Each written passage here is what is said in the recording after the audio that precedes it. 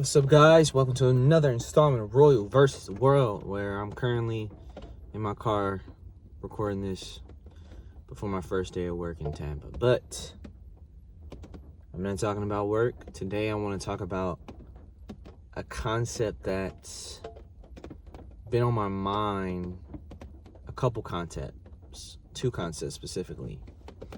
And they're all relating to anger. And I feel like we live in a time where we have a lot of reasons to be angry. The systems that are supposed to support us are not supporting us. The institutions that we were supposed to believe in, that we're supposed to be everlasting, are falling apart. Yeah, the social contract of civilian life is constantly being broken, and morals are going out the way, and we constantly are living in a world that's focusing so much on progress by any means necessary, even if that means taking water out of the mouths of the future, even if that means going to war and bumming people who are innocent. Everything is about this idea of growth, but we as a society are not feeling growth.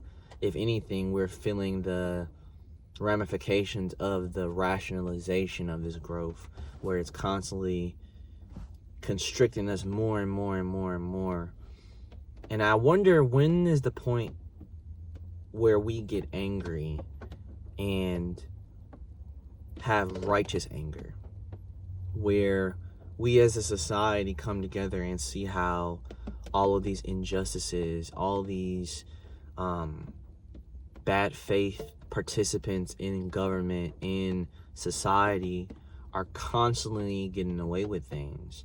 And other than righteous anger, right? So righteous anger is like a very strong, disciplined form of anger, where it's directed in a sense of getting things done.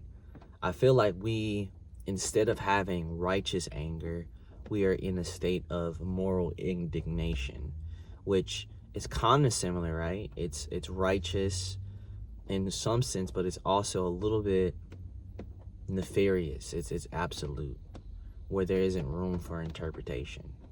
And I feel like for myself, there have been moments in time where I feel like I've had righteous anger, but it's mostly been moral indignation.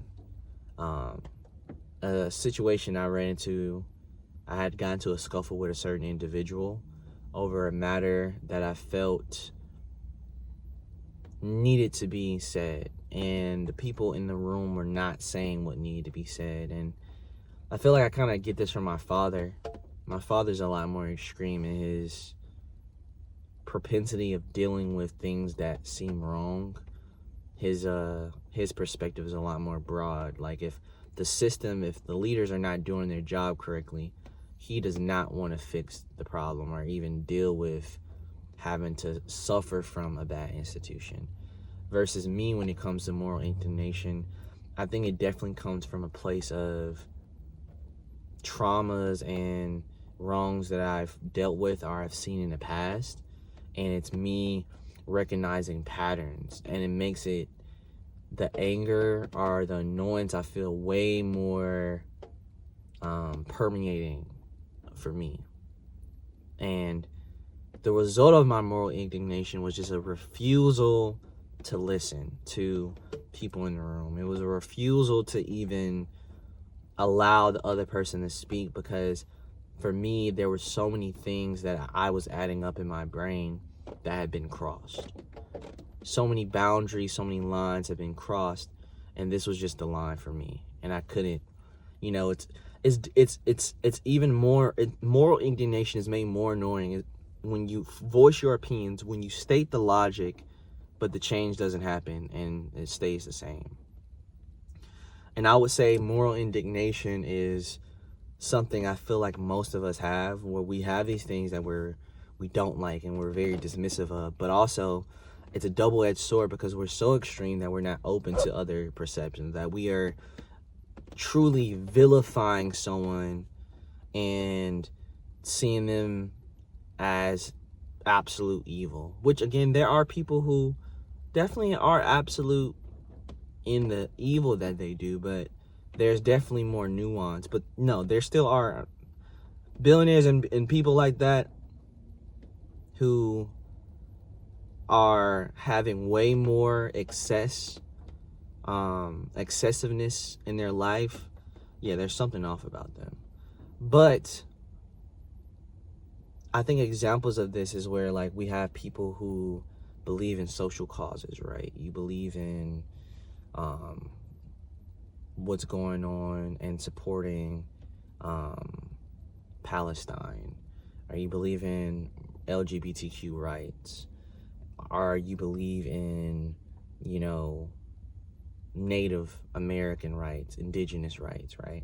These are all things that we should care about. And at the end of the day, it shouldn't be something that we need to specify. And I understand how angry that can get. But I think sometimes we lose the plot where we get angry and we don't have anything behind it. There's no system, there's no organization.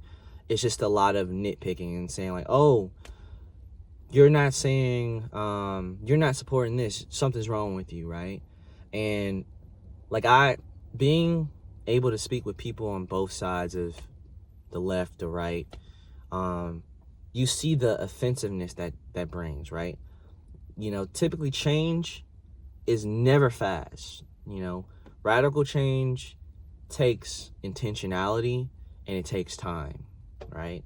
You know, certain places, things that we think of that were built with trust, with dedicated planning, with people, the right people, and a focused vision. And I think when we're in a moral indignation state and moved by that, yes, we have the passion. Yes, we're annoyed, but it typically just comes down to just you calling out other people, but you're not giving them a solution, and you're not including those people. You're not having trust in someone who has something different in you. You immediately vilify them. You immediately condemn them, when sometimes change is not as direct as you just blaming them. Sometimes you got to dive deeper into why do they feel this way? Why do they think that something that you deem as morally irreprehensible, they kind of understand, you know? And when you start peeling those layers, you start understanding how to really target the problem.